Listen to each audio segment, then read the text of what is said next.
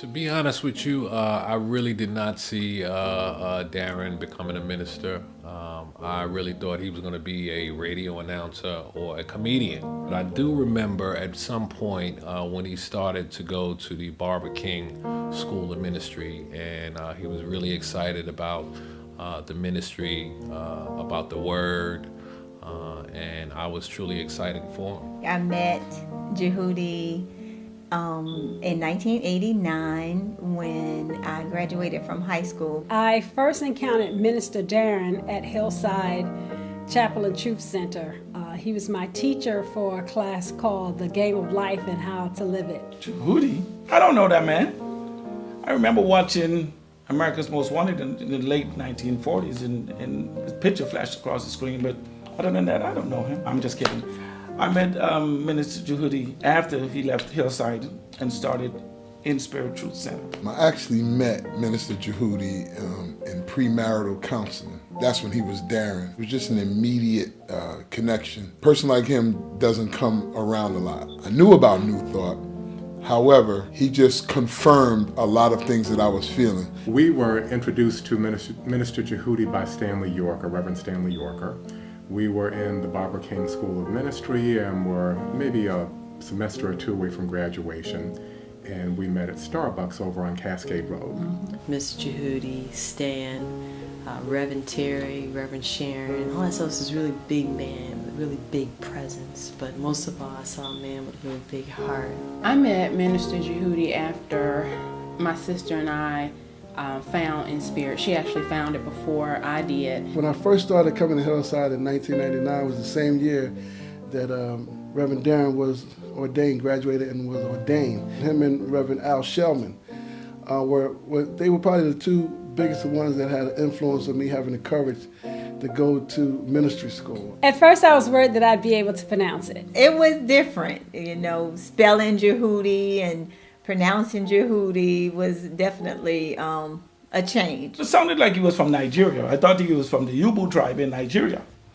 But I got to know him and I've realized that he's a Black American from New York. We always heard about Djehuty, so that it wasn't really unusual for us to be introduced to him and to hear the name. I feel that names give that person a certain type of energy. So when he became Minister Djehuty, it was like, it just came so natural. Nobody called him Darren anymore. I mean, it was like immediately. In hip hop, we change our names all the time. So to get used to a new name wasn't really that challenging for me. I really love that, Djehuty means message of God, and he's most certainly a message of God. His name was spiritual to me after he explained the transition.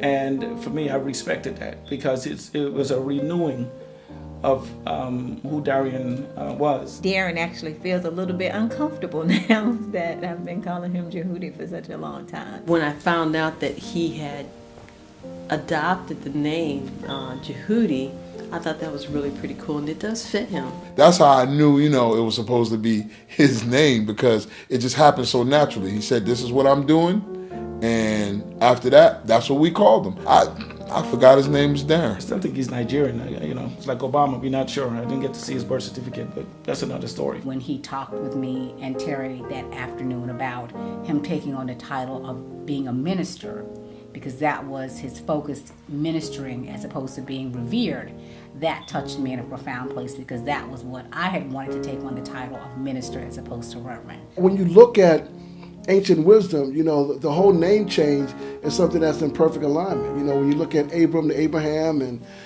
from Jacob to Israel, and Saul to Paul, so it was in perfect alignment. So I welcomed it and championed it, and never had a problem in switching from Darren to Djehuty at all. He called me one night and asked me if I could meet him in the Waffle House. We sat down and we just talked, and he told me he was leaving Hillside. I didn't know that he was leaving. I noticed that he wasn't at Hillside, and I had to make inquiries as to where he was, because one of the main reasons I was still coming to Hillside was to hear him. I think he was ready to branch out and go ahead and do his own thing, while Hillside gave him a lot of the foundation. Man, when he was leaving, I often tell people, I was one of the ones that really wasn't sure, to be completely honest, because of the vision that we wanted to have for Hillside. But what I always just loved and respected about Minister Djehuty was just his courage and his faith and his conviction, to know that, what we're taught is that we have to listen to the voice of God. And sometimes, what God is telling us is complete opposite of what our family and friends and even those that wish us well are telling us. He felt like this was the move he needed to make. And the only thing I could say is, brother, I'm with you. I had adopted him as my spiritual leader, whether he knew me or not. He was that to me. So I needed to figure out where he was. And I asked around, and I called Marilyn Quist, and she told me that a new ministry had started, and it was being called InSpirit, and I should come. And I was there the very first service. It was just a matter of one chapter closing and another chapter opening. Now, I think it was one of the most courageous things that I've seen someone do, to step away from the limelight, as it were, to start this truth center that really was just a vision. It was a vision. It hadn't even manifested itself at this point. It was just a vision. And yet, those of us that bought into that vision, here we are 10 years later, being able to celebrate it. So enough respect on that. When Stan brought us together that day and told us what InSpirit was and what it was all about, it sounded really exciting. And it sounded like something I just wanted to be a part of. Going to InSpirit, coming from a more traditional church, a Baptist church, it made me feel alive. I was raised up in New Thought, already New Thought, since I was 16, 17, by my grandmother. I got engaged in 1987 in New Thought, got married in 91 in New Thought. So I've been a truth student for quite a while. Minister Sharon and Reverend Terry introduced me to Hillside, and I went there for a while. When they transitioned over to InSpirit, they invited us over, and instantly it felt like home. At the time that we met Djehuty, we probably had been involved in New Thought for more than 30 years. It was Reverend Sharon who introduced me to New Thought when we started seeing each other. Right, and I was in New Thought since I was 13, 14. When InSpirit first started, I think I was on the first team of board members. Really shocked for him asking me to be on the board based on my background. But Djehuty's a special person. I think something similar to what Jesus did, hanging out with people from a different environment and really motivating those individuals. And that's what he did for me. The whole InSpirit philosophy, New Thought, I think a lot of people in our generation need that. Our generation wants to be self-empowered. And I wanted to be a part of that. I felt like I truly understood what the message was. There are so many people who need to hear the message that InSpirit has. So if it was going to be up to me to try and further that, I wanted to be hands-on. I had a little apprehension about whether or not, am I going to be able to fit into this, or is this really something that I can do? It spoke to my heart. It was, InSpirit seemed like the place that would allow me to be a part of something that was growing, that was really going to make a difference, that was already making a difference. I wanted to help the ministry grow. I wanted more people to hear the things that I heard and to be able to get the same kind of food from it that I was receiving. Being a board member or being on the board is because of the leadership. It is open for you to give your ideas and give your input and suggestions, and they're listening. So that transition, I guess, because I probably was always trying to give an idea or give a thought, Minister Djehuty and Stan probably said, you know what, let's pull him into the in the circle. Just to start his own thing was ideal for him.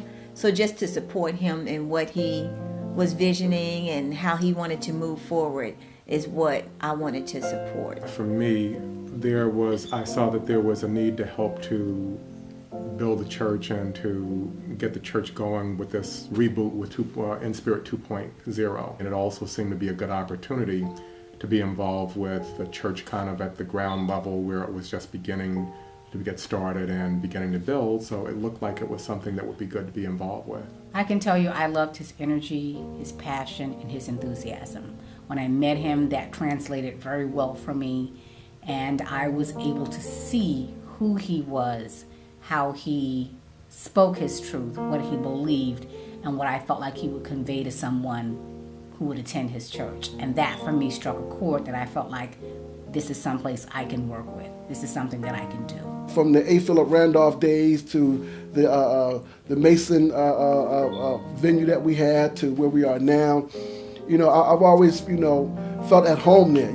In fact, InSpirit Truth Center has been the most consistent place that I've been able to teach over these past years of being minister servant. Oh, it's been a lot of memories. The thing that pops into my mind was when we put on the Princess Rogers Classic, which was the basketball game, just to see how Spirit moved during that process, because it was certain things didn't go as we planned, but just to watch Spirit move was unbelievable. To see how that project ended, to see how the people who came through, the success of the event, it was magnificent. Minister Djehuty assisting me in renewing my vows, presiding over that ceremony. So that was definitely a memory that I will cherish forever. I think my fondest memory has been when we found the building off of Monroe Drive. We could leave our things. We didn't have to set up and tear down, set up and tear down. And we were actually, that was our place. And then the idea of us creating a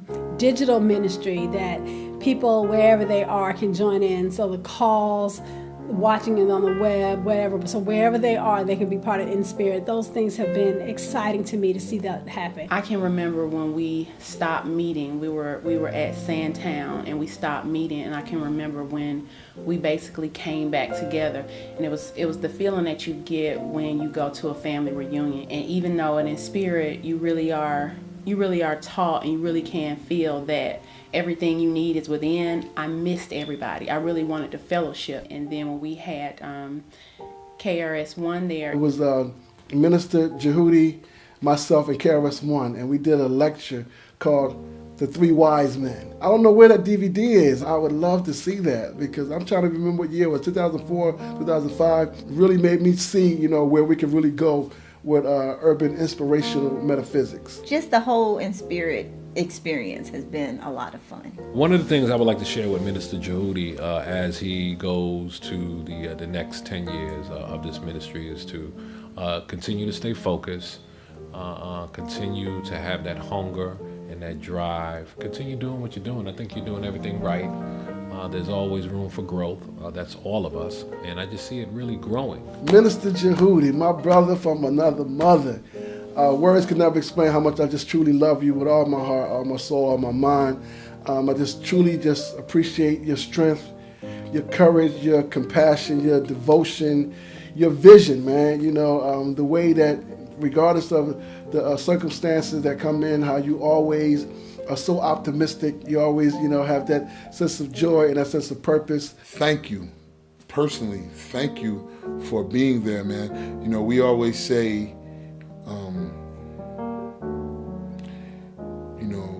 you always tell me I'm your little brother from another mother. And, you are truly my big brother from another mother. I mean, you've helped me in my personal life, spiritual life, and just, the laughs that, the laughs that me and you have gotten. I mean, everyone has seen him. He's in the pulpit and he's taking jabs at me, and that's just part of our relationship, and it's really a beautiful thing, man. You have no idea how often I look to your guidance. Even when I'm not talking to you, you're guiding me. So I want you to know that you have been a major impact in my life. Not to mention the fact you gave me my husband. It's amazing to meet a man who is unashamedly ready at all times to express himself in every way possible. He expresses his gratitude, he expresses his love, and I feel so thankful and blessed to be a part of that, to be a recipient of that, to be a part of a movement that's making a difference. I really, really appreciate you creating InSpirit. I appreciate what it has done for my life, and I just want to be one of the voices that continues to tell people about InSpirit, how awesome it is. It has been definitely a fun experience. Looking forward to another 10 years as we move forward. And with growth and development, I'll be right there. Djehuty, be you. Amen. Be the same happy, wonderful, open, generous person that you are, a person that likes to have fun, a person that thinks about other people and about people being the best that they can be. We love you. We definitely love you. We love InSpirit, and we love what you bring to New Thought. So I look forward to you having 10 plus and more years of transitioning and life-changing experiences for everyone that comes in contact with you. We are more than grateful. We are honored to be a part of InSpirit Truth Center. So it has been our pleasure to serve there. Amen. Amen. I remember on September 10th, my wife sent me an email, and it was talking about the number 10. And it's relevant to what we're celebrating here now, and which is the 10th year anniversary. And I wanted to read it to you guys. It has transformed my life, that number 10. It has transformed InSpirit's ministry, the 10 years that it's been in existence. And I want to read something Wendy got for me online. 10 represents beginning new lessons in cycles of knowledge, and the great responsibility rests on the 10th day individual. We need to look at using the true leadership qualities if they're to live up to the life purpose that they have chosen.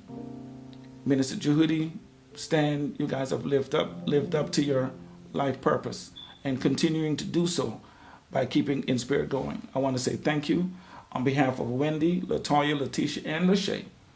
Good luck and 10-year anniversary to you guys. Congrats. We love you, we bless you, we appreciate you, and we thank God for you. Word.